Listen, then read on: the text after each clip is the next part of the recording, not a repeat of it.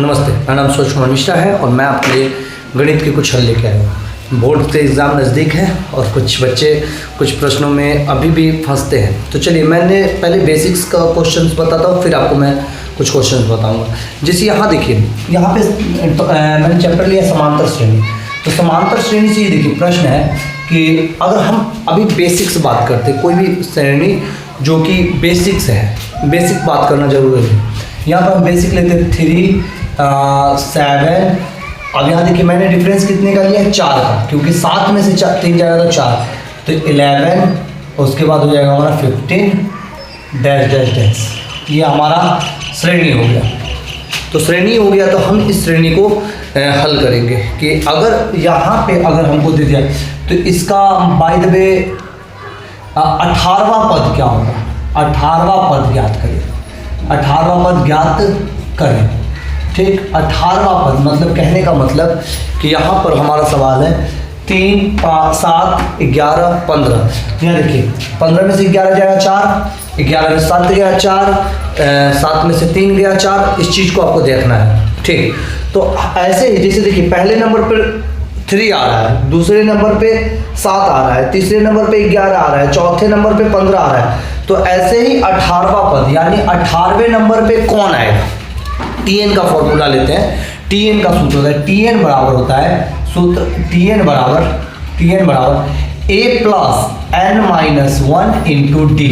ये तो यहाँ देखिए हम बेसिक्स आपको बताते हैं कि किसका क्या वैल्यू होता है। Tn का अर्थ होता है अंतिम पद और a बराबर होता है प्रथम पद, a बराबर प्रथम पद। d बराबर होता है हमारा पदांतर या फिर आपको सार्वंतर भी बोलते हैं, सार्वंतर, ठीक। और आपका n बराबर पदों की संख्या,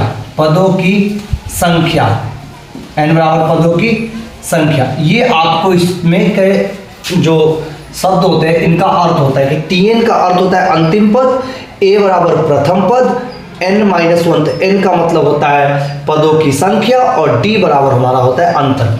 तो यहाँ देखिए हमारे पास क्या है, ये हो गया Tn का फॉर्मूला, इसको ध्यान रखना है, फॉर्मूला है Tn का। तो यहाँ पर हम देखिए हल निकालेंगे। पहले हम देखेंगे a बराबर, तो हमारा a बराबर 3 हो जाएगा क्योंकि a बराबर प्रथम पद, तो a बराबर 3। d बराबर क्या होगा, तो देखिए अगले पद में से पिछले को घटाएंगे।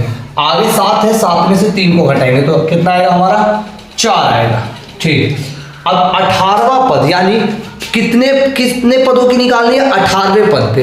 तो 18, तो n बराबर हो जाएगा 18, n बराबर 18। हमारे पास ये हो गया। हमारे पास Tn अभी मालूम नहीं है क्योंकि Tn का अर्थ होता है कि पदों पर की संख्या। अब याद रखिए अगर इसकी बात करेंगे तो 1, 2, 3, तो इसका n 3 हो जाएगा और Tn 11 हो जाएगा। यानी ये तीसरा पद 11 है, तीसरा पद 11 है। अगर 11 की बात करेंगे तो n का वैल्यू हो जाएगा 1, 2, 3 यानी 3 और Tn होगा 11। ये बात आप समझ गए ना कि n क्या होता है, Tn क्या होता है। तो इसमें 18वां पद ज्ञात करना था तो n 18। तो अब यहाँ देखिए लिखेंगे Tn बराबर a plus n minus 1 into D. तो Tn बराबर a यानी 3 प्लस n माइनस 1 यानी 18 माइनस 1 इंटू डी यानी 4। तो Tn बराबर 3 प्लस 18 में से एक जाएगा 17, 17 का 4 से गुना कर लेंगे तो 68। हाँ, तो Tn बराबर हो जाएगा 68 और 3 कितना हो जाएगा 71। तो यानी इसका आंसर हो जाएगा 71, यानी 18वां पद 71 होगा। आपको इसी तरीके से सॉल्व करने होंगे सवाल। ऐसे बहुत सारे सवाल अभी आप लोग के पास गेस पेपर होंगे, उसमें बहुत सारे ऐसे सिंपल से सवाल होंगे कि 18वां पद ज्ञात करें, 12वां पद ज्ञात करें, 13वां पद ज्ञात करें। तो उन सभी सवाल प्रश्नों के आप हल निकाल लीजिए। इससे अभी और प्रश्न आते हैं, मैं अगली वीडियो में डालता हूँ जो इनसे थोड़े से हार्ड हो जाते हैं। ये सिंपल था, कभी माइनस वाले देखता हूँ। चलिए थैंक यू। अगर आपको समझ में भी आता है तो ज़रूर कॉमेंट कीजिएगा। Thank you so much.